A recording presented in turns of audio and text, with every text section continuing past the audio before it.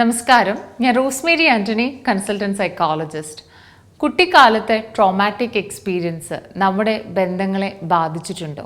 പലപ്പോഴും കൗൺസിലിംഗ് ഒക്കെ ചെയ്യുമ്പോൾ നമുക്ക് മനസ്സിലാക്കാവുന്ന ഒരു കാര്യം, കുട്ടിക്കാലത്ത് നമ്മുടെ പേരൻസിൽ നിന്നും കെയർ ഗീവേഴ്സിൽ നിന്നൊക്കെ എന്താണോ പഠിച്ചിരിക്കുന്നത് അത് തന്നെ വീണ്ടും റിപ്പീറ്റ് ചെയ്യുന്നതായിട്ട് കാണാറുണ്ട്. അപ്പം നമ്മുടെ ട്രോമാറ്റിക് എക്സ്പീരിയൻസ് ഒക്കെ നമ്മുടെ റിലേഷൻഷിപ്പിനെ ബാധിച്ചിട്ടുണ്ടോ എന്ന് ചെക്ക് ചെയ്യാനായിട്ട് ഇത് സഹായിച്ചേക്കാം. കുട്ടികൾ വളർന്നു വരുമ്പോൾ ചുറ്റുപാടുകളുമായിട്ടുള്ള ഇൻട്രാക്ഷനിൽ നിന്ന് അവർ മാതൃകയാക്കുന്നത് എപ്പോഴും അവരുടെ പ്രൈമറി കെയർ ഗിവേഴ്സിൽ നിന്നാണ്. അതായത് അവരുടെ പാരൻസ് ആവാം, അല്ലെങ്കിൽ അവർ നോക്കുന്നവരാവാം, അല്ലെങ്കിൽ ഗ്രാൻഡ് പേരൻസ് ആവാം. അപ്പോൾ ഈ അൺഹെൽത്തി ആയിട്ടാണ് കുട്ടികളോട് ഒരു പരസ്പരം പെരുമാറുന്നതെങ്കിൽ ഇത്തരത്തിലുള്ള പെരുമാറ്റങ്ങൾ അനുകരിക്കാൻ അവർ തന്നെ അറിയാതെ തന്നെ കുട്ടികൾ പഠിക്കാറുണ്ട്. ഇതൊരു വ്യക്തിയുടെ sense of self, the way they communicate, how the way they form relationships, ഇവയൊക്കെ എഫക്റ്റ് ചെയ്യാറുണ്ട്. ക്രമേണ കുട്ടിക്കാലത്ത് പഠിച്ചെടുത്ത പെരുമാറ്റ രീതികൾ അവർ പ്രായമാകുമ്പോൾ പോലും ആവർത്തിക്കാനും ശ്രമിക്കാറുണ്ട്.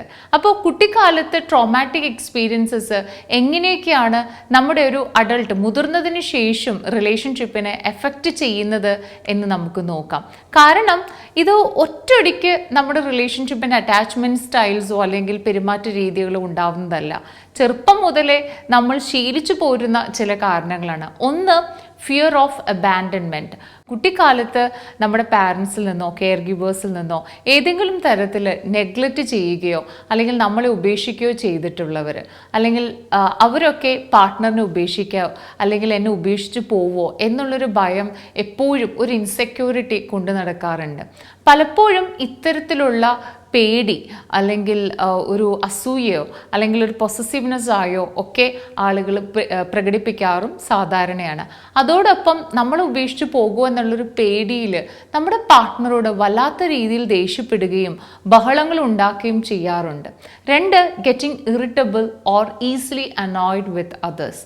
പതിവായി ക്രിറ്റിസിസം ഏറ്റുവാങ്ങുകയോ അല്ലെങ്കിൽ മറ്റുള്ളവരുമായി ക്രിട്ടിസൈസ് ചെയ്യുന്ന സാഹചര്യങ്ങളിൽ വളർന്നിട്ടുള്ള ഒരു വ്യക്തിക്ക് ബന്ധങ്ങളിൽ വരുമ്പോൾ, റിലേഷൻഷിപ്പിൽ വരുമ്പോൾ അനുഭവിക്കുന്ന ഒരു സാറ്റിസ്ഫാക്ഷൻ ഇല്ലായ്മയൊക്കെ വളരെ നാച്ചുറലാണ്. അതോടൊപ്പം തന്നെ വേറൊരു വ്യക്തി ഒരു ക്രിറ്റിസിസം പറയുമ്പോൾ നമുക്കത് അക്സെപ്റ്റ് ചെയ്യാനായിട്ടും ബുദ്ധിമുട്ടുണ്ടാവാറുണ്ട്.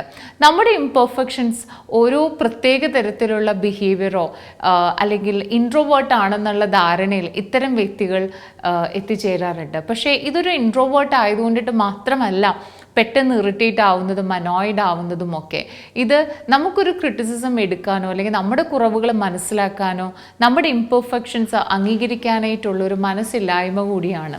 കൂടാതെ ഇത്തരത്തിലുള്ള ഇൻടോളറൻസ്, നമുക്ക് ക്ഷമയില്ലായ്മ ചുറ്റുപാടുമുള്ളവരോട് പ്രകടിപ്പിക്കുന്നതും ഇത് മൂലം നമ്മുടെ പാർട്ട്ണറിന് വല്ലാത്തൊരു ബുദ്ധിമുട്ട് അനുഭവപ്പെടുകയും ചെയ്യാറുണ്ട്. Third, needing a lot of time and space to oneself. അൺപ്രഡിക്റ്റബിളോ അല്ലെങ്കിൽ സുരക്ഷിതമല്ലാത്തതോ ആയ ചുറ്റുപാടുകളിൽ വളരുന്നത് അല്ലെങ്കിൽ കുട്ടികളുടെ വളരെയധികം സ്ട്രെസ് ഉണ്ടാക്കുന്ന ഒരു കാരണമാണ്. ഇത് ഒരു കുട്ടിയിൽ സെൻട്രൽ നെർവസ് സിസ്റ്റത്തെ തന്നെ തുടർച്ചയായി കരുതലോടെ പ്രവർത്തിക്കുന്ന അവസ്ഥയിലേക്ക് എത്തിക്കുന്ന ഒരു അവസ്ഥയുമുണ്ട്. എപ്പോഴും ഒരാളെ വിശ്വസിക്കാനോ അല്ലെങ്കിൽ ചില ട്രോമാറ്റിക് ട്രിഗേഴ്സ് ഉണ്ടാകുമ്പോൾ അതിനോട് അവർ പൊരുത്തപ്പെടുന്നതോ ഒക്കെ കുറേ സമയം എടുത്തിട്ടായിരിക്കും. ഇങ്ങനെയുള്ളവർക്ക് പ്രായമാകുമ്പോൾ ഏത് കാര്യം ചെയ്യുമ്പോഴും ഒരു ആൻസൈറ്റി, ഫിയർ അല്ലെങ്കിൽ ഒരു നെർവസ് സെൻസ് ഒക്കെ ഉണ്ടാകും. ഇതെല്ലാം കാരണം എല്ലാ കാര്യങ്ങളും ഒന്ന് നിയന്ത്രിച്ച് ഒന്ന് സ്വയം ശാന്തമായിട്ട് ധാരാളം സമയവും കംഫർട്ടബിൾ ആയിട്ടുള്ള ഒരു സ്പേസും ഉണ്ടെങ്കിൽ മാത്രമാണ് അവർ ഇൻട്രാക്ട് ചെയ്യുന്ന ഒരു അവസ്ഥയിലേക്കും കുട്ടികൾ ചെന്നെത്താറുണ്ട്. 4, constant arguing or fighting in relationship.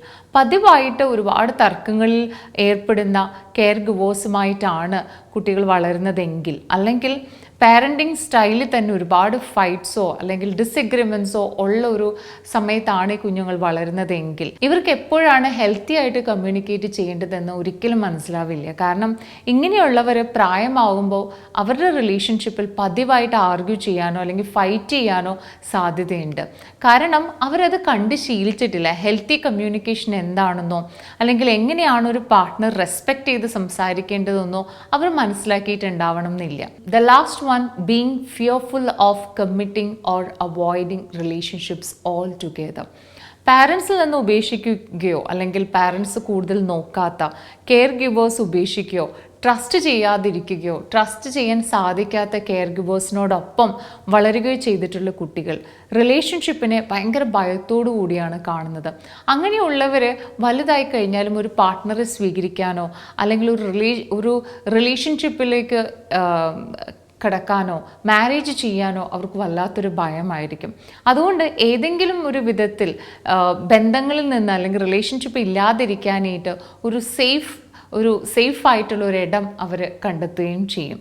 നമ്മുടെ റിലേഷൻഷിപ്പ് പാറ്റേണിലുള്ള അബ്നോർമാലിറ്റീസ് കണ്ടെത്തുവാനും ചൈൽഡ്ഹുഡ് എക്സ്പീരിയൻസ് ഇത്തരം അബ്നോർമാലിറ്റീസിന് കാരണമായിട്ടുണ്ടെങ്കിൽ ഇതെല്ലാം കൊണ്ടിട്ടാണ് നമുക്ക് റിലേഷൻഷിപ്പിൽ കടക്കാൻ ബുദ്ധിമുട്ടും അല്ലെങ്കിൽ എപ്പോഴും സേഫ് ആയിട്ടിരിക്കുന്നതും അല്ലെങ്കിൽ കമ്മിറ്റ്മെൻറ്റ് എടുക്കാത്തതും മാരേജിലേക്കുള്ളൊരു ഫിയർ ഉണ്ടാവുന്നതും അതുമല്ലെങ്കിൽ റിലേഷൻഷിപ്പിൽ ഒരുപാട് ആർഗ്യുമെൻറ്റ്സും കോൺഫ്ലിക്ട്സും ഒക്കെ ഉണ്ടാവുന്നത് നമ്മുടെ ചൈൽഡ്ഹുഡിൽ എക്സ്പീരിയൻസ് ചെയ്തിരിക്കുന്ന ട്രോമ കാരണമായിരിക്കും. ഇവയെ കണ്ടെത്താനും അല്ലെങ്കിൽ ഇവ കാരണമായിട്ടുണ്ടെങ്കിൽ അവ പരിഹരിക്കുന്നതിനും തിരുത്തുന്നതിനുമുള്ള ഒരു പ്രൊഫഷണൽ ഹെൽപ്പ് സ്വീകരിക്കുന്നതിലൂടെയും ബന്ധങ്ങളെ നമുക്ക് കൂടുതൽ ഹെൽത്തിയാക്കി മാറ്റുവാനായിട്ട് സാധിക്കും. അപ്പോൾ നമ്മളായിരിക്കുന്ന ബന്ധങ്ങളിൽ നമ്മുടെ പാസ്റ്റ് ചൈൽഡ്ഹുഡ് ട്രോമ റിപ്പീറ്റ് ചെയ്യുന്നുണ്ടോ അല്ലെങ്കിൽ അത് നമ്മളെ ബുദ്ധിമുട്ടിക്കുന്നുണ്ടോ എന്ന് തിരിച്ചറിയുക. Take care of your self and take care of your relationships.